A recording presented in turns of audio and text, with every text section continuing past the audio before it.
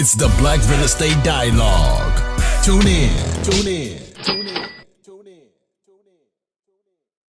When you're looking at a market, I'm sure you two and the team are looking at markets all the time, different places. What are some things you're looking for? Because it's short-term rentals, right? So it's Mhm. not buy and hold where you could. Right. Well, it is I'm buy and sure. hold. It is buy Well, and hold. well, It's just long-term versus short-term rental, right? exactly. Thanks for that distinction. The strategy is different, right?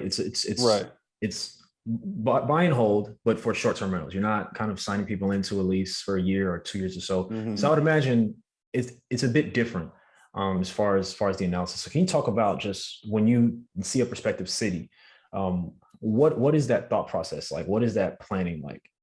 Yeah, there are three main buckets that we look at before we decide we're ready to make an investment.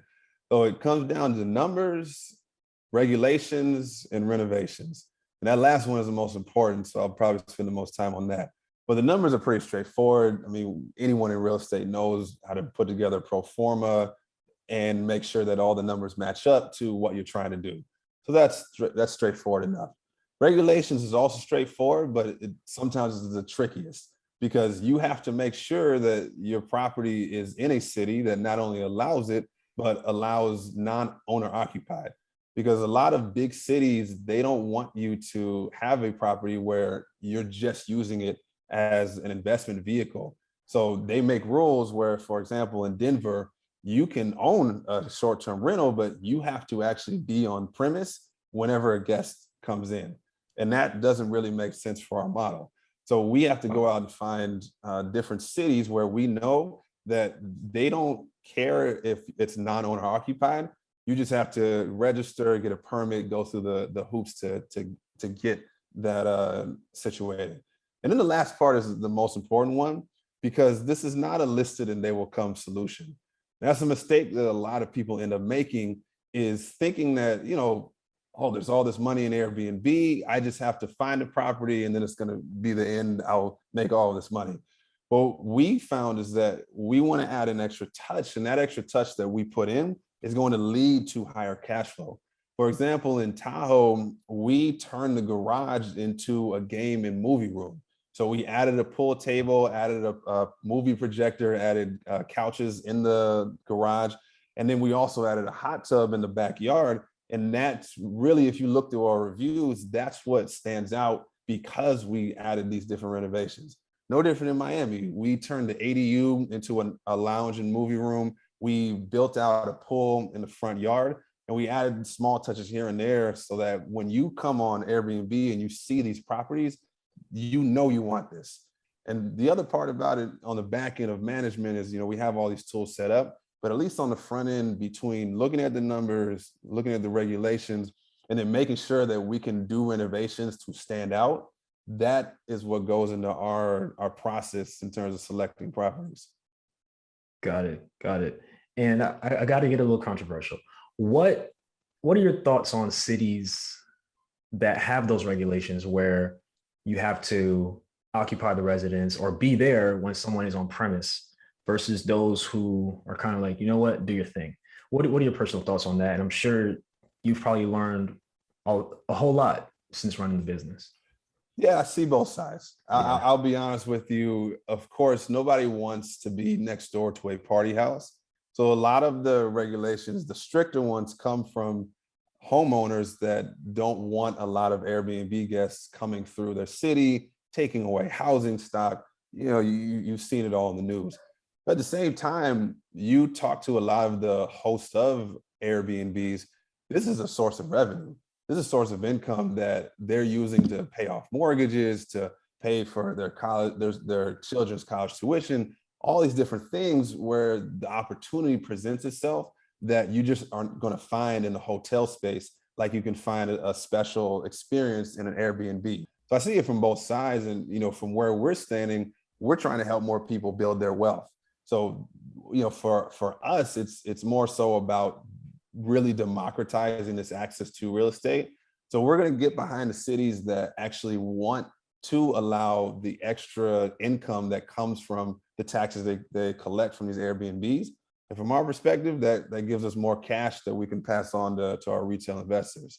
And at the end of the day, I hope this eventually happens, but one day I want cities to just have zoning that is short-term rental only, because I feel like that would solve a lot of issues. If you just had zoning that anyone in this particular part of the town, it's just short-term rentals. And then we don't have to go through these myriad processes of, oh, this zone works, but this zone doesn't, or non-owner occupied versus owner occupied. But again, I'm not in planning. I have no government ties. So if you know somebody, please send them my way. I'd love to have that conversation.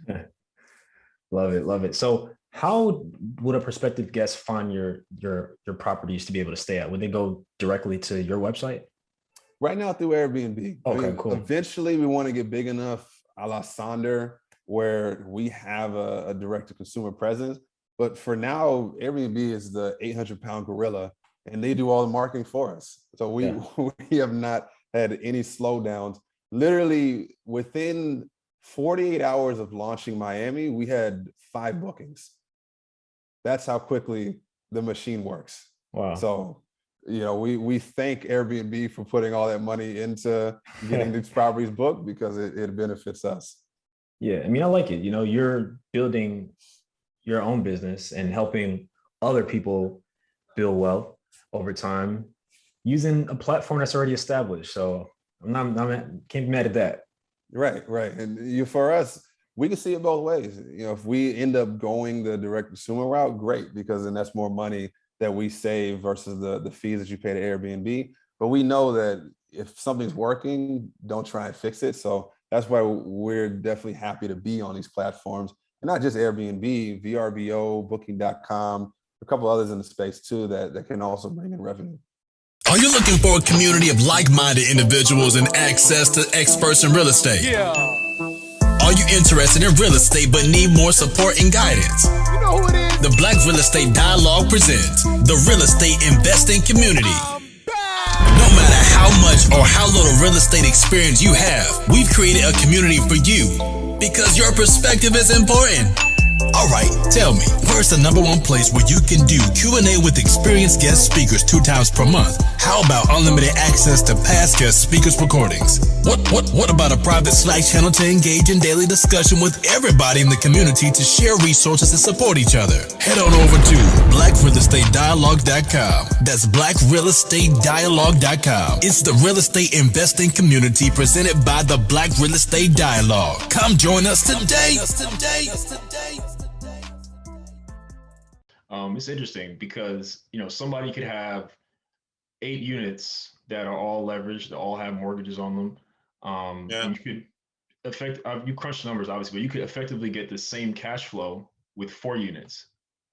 So I think your point about growing just for growing is very interesting. I think it's important for people to it's cool. Like, who wouldn't want to have a lot of units? But if you could have a good number of units that are paid off, you may not necessarily need to have as many headaches, as they call it. I think it's just important to look at it different ways. Yeah, Sam. You know what? It's the same affliction we have in the corporate world. People go after titles, and not necessarily because they want that particular job or something, but because that is what society's telling them to do. You're the consultant, now you're the manager, now you need to be the senior vice president, and the vice president and the CEO. So then they will trade 80 hours a week to be able to go get that title. So what's happening in the real estate world, whether it's in the single family or the multifamily world, is people are doing things just for the sake of getting the numbers, instead of securing the day-to-day passive income required to have your family live your best life now. My God, if people would focus on getting $8,000 of passive income, let's say, for example, and they got $3,000 worth of bills, including a mortgage, let's even call it $5,000 worth of bills, and there's $3,000 left over.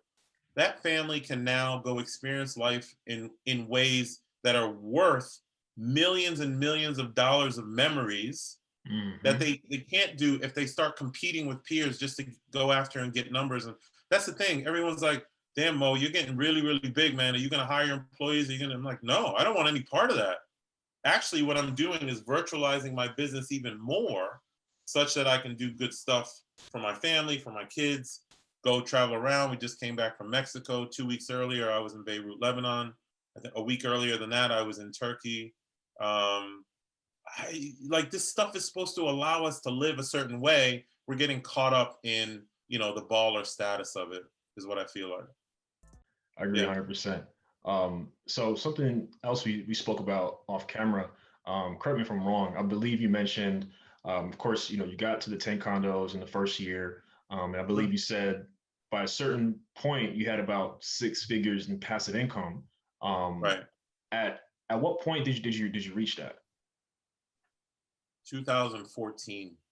2014. 2014. So the next natural question is, why didn't I quit my job? If like, why would you stay? Because I have goals. I mean, it all goes back to your goals. You remember I said my original goal was to make sure I had enough passive income to live well. So if you get to that point, you start to you know what it is, Samuel? That's when I realized that life is not about money, because I had the money, but the money in and of itself does not fulfill you. It does not. It gets you to a point where you have the ability to do certain things. And I had that ability, but I had other goals, and those goals were related to, I come from an immigrant family. No one in my family has ever been a multi-millionaire, or 8 digits or 9 digits, which is what I'm going after. And I know I'll get it before I leave this planet. So here's what I did. I kept the six-figure high salary from my executive firm. I kept the 80,000 I was making from the police department. I'm also a restaurant owner. I kept revenue coming in from restaurants, and I used those funds to go after the next asset, the next asset, the next asset, not because I necessarily needed more passive income, because now I want the legacy. And now I want the ability to affect other humans, especially Black folk, because we don't do this for ourselves. We don't. Not because we don't want to, but because we were never taught. As much as I enjoyed social studies and fluid dynamics in school, that is not what I needed to be studying. I needed to be getting my financial education. You know what I mean? So keeping those employers was like putting lighter fluid on a fire. And I've just now come to the decision that I'm going to leave my employers. Yet I could have left them, 9 years ago. But now I'm in a unique position where I can do some really, really big things on this planet, and that's what I'm going to do. Awesome. When do you plan to leave the job? Probably late this summer, mid to late this summer. And you know what? It's not because it's not because I don't enjoy it. Actually, both of the employees that I work for, the police department and on the executive side, I love serving my community. On the police side, that is like, it's just an honor. Because I came out of the military, I had to retire after 22 as lieutenant colonel, but the police is my way of community service. On the consulting side, one of my client is a federal agency that manages parklands for family. Like, I love that stuff. The problem I'm running into now is that my goals are now starting to shift. My goals are shifting towards, I want my family to have a Mediterranean lifestyle, like be by country, if you will.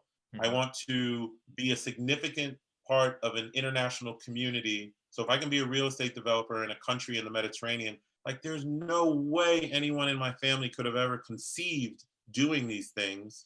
And I need the time to go make those goals happen. And you can probably tell it's not about the money. It's that I want to have these experiences such that, when I punch off this planet on day 28,000 plus, I know that I've done everything that I wanted to do. I feel like I'm just ticking things off the list so much, man. And it's such a beautiful ride.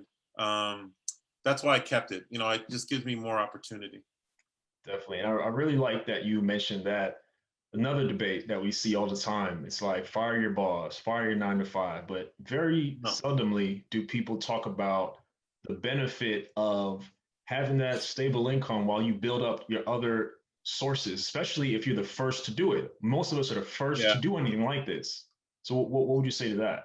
Yeah, I don't think you need to burn the boat. I mean, listen, in certain cases, some people need to just go focus, like they say on Shark Tank, and make it happen. That's fine. There's a book by Adam Grant called The Originals. I started reading it while I was vacationing with my family last week. It is outstanding, and it talks about the fact that if this country, if it weren't for originals, okay, we may have never had United States in the first place. There may have never been a civil war, right? There may have never been a Tesla because Elon Musk is an original, right? But originals can come in many different forms. And this notion that you need to burn the boats and get rid of your job, small businesses or entrepreneurial businesses are 33% less likely to fail if the founder maintains a stable income, okay? I understand the notion of burning the boats, but what I did really well was create time in a day. So we have 24 hours in a day. I'm one of those guys who gets up at 4 a.m. in the morning. I would work on the side hustle from 4 a.m. to 8 a.m. If you do that 5 days a week, that's 20 hours a week. That's 80 hours a month. That's 960 hours a year. That's an extra 5 weeks a year to get work done. I was one of those guys. And if you add one more 4-hour session, you're talking about an extra month and a half. I created time on opposite sides of the employer while leveraging the employer's revenue to go build what is now a $100 million asset business. You know what I mean? But there was no need for me to take the risk of quitting. One, I liked it. Two, it facilitated my goals. And three, I had benefits from it. It wasn't impacting what I was doing. It was giving me skills that were very necessary for me being credible as a investment firm that I am now with Quattro Capital. So I get the burn the boat thing. I think it works for some, and then for others, stick with it because it's a great source of stability. Hi everyone, Sam here from the Black Real Estate Dialogue. Make sure to hit that notification bell and that subscribe button, and to visit us at blackrealestatedialogue.com.